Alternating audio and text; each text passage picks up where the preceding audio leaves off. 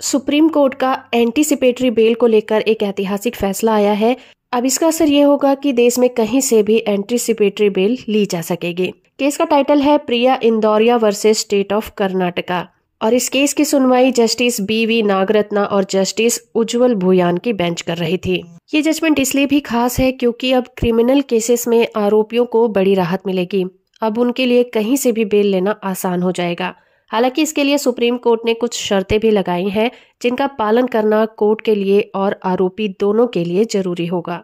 इस केस में क्वेश्चन ये था कि क्या कोई सेशन कोर्ट अपनी ज्यूरिसडिक्शन के बाहर अगर कोई FIR लॉन्च हुई है तो CRPC के सेक्शन 438A के तहत एंटीसिपेटरी बेल यानी कि अग्रिम जमानत दे सकेगी या फिर नहीं। इसी के रिलेशन में सुप्रीम कोर्ट ने अपना ये अहम फैसला सुनाया। ये फैसला राजस्थान की एक महिला की अपील पर आया था, जहां पर राजस्थान की इस महिला ने पुलिस स्टेशन में दहेज उत्पीड़न की FIR को दर्ज कराई थी। इसी के रिलेशन में महिला के पति और उसके परिवार वालों के खिलाफ जो FIR लॉन्च हुई थी, बेंगलुरु की एक कोर्ट ने उन्हें एंटीसिपेटरी बेल दे दी थी। महिला ने इसी एंटीसिपेटरी बेल को सुप्रीम कोर्ट में चुनौती दी थी। सुप्रीम कोर्ट ने यह साफ किया कि दूसरे स्टेट में अगर एंटीसिपेटरी बेल की एप्लीकेशन लगाई जाती है तो इस पावर का यूज कोर्ट तभी कर पाएगी जब उसको यूज करना बहुत ज्यादा जरूरी होगा। कोर्ट ने कहा कि ऐसी कंडीशन में एक कोर्ट सीमित अग्रिम जमानत दे सकती है और ये जमानत तभी दी जाएगी जब कोर्ट को ऐसा लगे कि जो एप्लीकेंट है उसे कभी भी गिरफ्तार किया जा सकता है।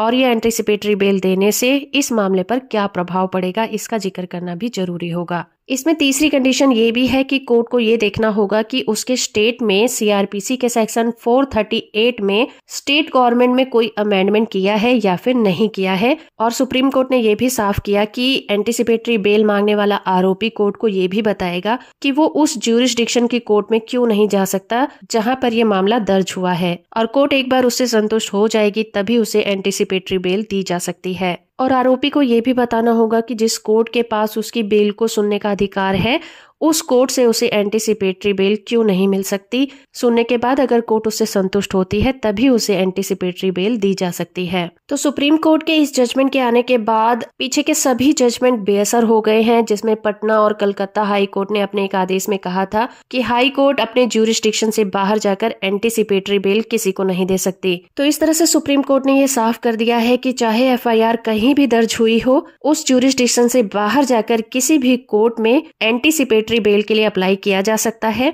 और कोर्ट उसे सीमित समय के लिए एंटीसिपेटरी बेल दे सकती है। होप फ्रेंड कि आपको ये वीडियो इन्फॉर्मेटिव लगा होगा। वीडियो को लाइक और चैनल को सब्सक्राइब करना बिल्कुल मत भूलिएगा।